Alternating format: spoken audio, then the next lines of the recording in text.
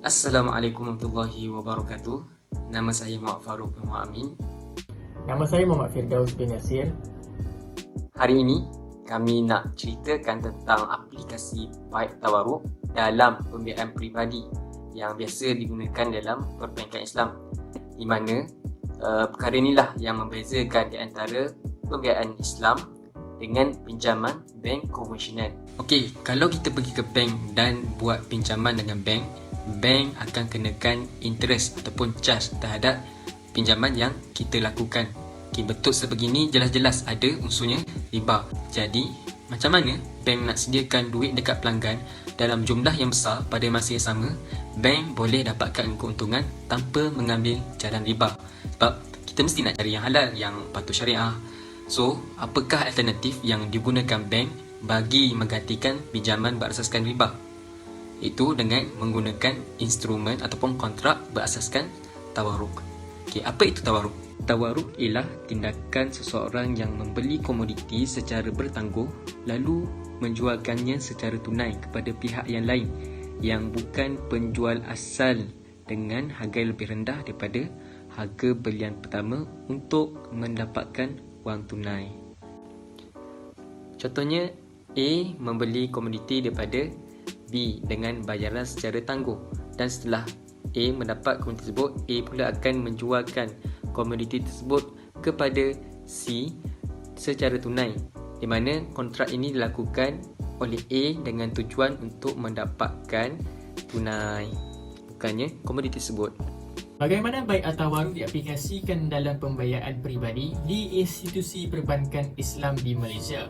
Baik Tawarruk diaplikasikan dengan cara bank menjual komoditi kepada pelanggan dengan harga kos dicampur dengan keuntungan dengan bayaran secara tangguh, dan setelah membelinya, pelanggan pula melantik bank sebagai wakilnya untuk menjual komoditi tersebut kepada pihak ketiga untuk mendapatkan tunai. Hasil jualan komoditi tersebut kemudian akan diserahkan kepada pelanggan bagi tujuan pembelanjaan yang patuh syariah. Di mana bentuk transaksi sebegini kita kenali sebagai tawarruk al-munazzam. Tawarruk al-munazzam ini merujuk kepada tindakan penjual, iaitu bank yang menyusun tertib transaksi jual beli tawarruk, di mana segala prosedur pelaksanaan transaksinya telah dirancang bagi memudahkan pelanggan mendapatkan wang tunai. Dalam aplikasi pembiayaan peribadi di perbankan Islam di Malaysia, Baik Tawarruk tidak dilaksanakan secara bersendirian. Malah sebaliknya, pihak perbankan Islam di Malaysia membentuk pembiayaan peribadi ini dengan menggabungkannya dengan kontrak lain, iaitu Al-Wakalah dan Baik Al-Murabahah. Proses bermula apabila pelanggan akan memohon pembiayaan peribadi daripada bank dan menyerahkan permohonan kepada bank.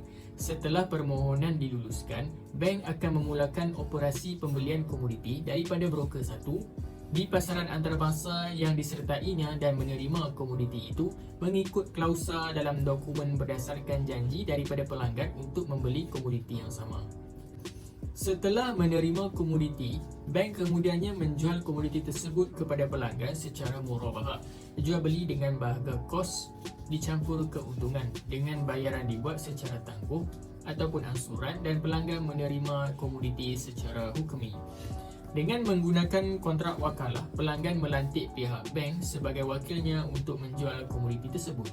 Bank sebagai ejen atau wakil kepada pelanggan akan menjual komoditi tersebut kepada broker dua, iaitu mana-mana syarikat selain daripada broker yang pertama, secara tunai, biasanya dengan harga lebih rendah daripada harga belian yang pertama.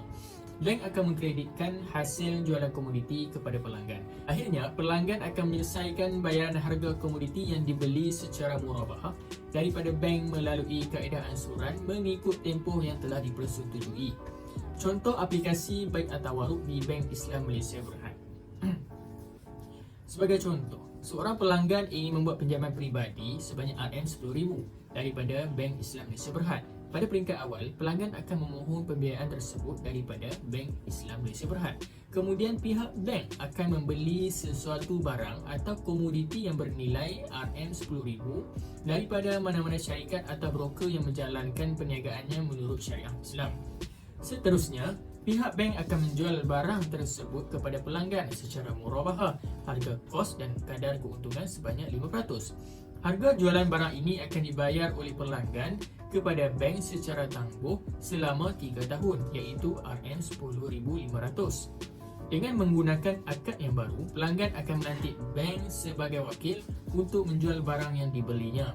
Kebiasaannya, pihak bank akan mengenakan kos kepada pelanggan iaitu sebanyak RM10 di atas khidmat yang diberikan sebagai wakil jualan. Sebagai wakil, pihak bank akan menjual barang tersebut kepada mana-mana syarikat yang beroperasi berlandaskan syariah Islam yang memerlukan kepada barang tersebut, iaitu selain daripada syarikat yang menjual barangnya pada peringkat yang pertama dengan harga RM10,000 secara tunai. Hasil daripada jualan tersebut, bank akan mengkreditkan dalam akaun pelanggan. Pada peringkat akhir transaksi ini, pelanggan akan membayar harga barang yang diberinya secara murabahah pada peringkat pertama kepada Bank Islam Malaysia Berhad secara tangguh.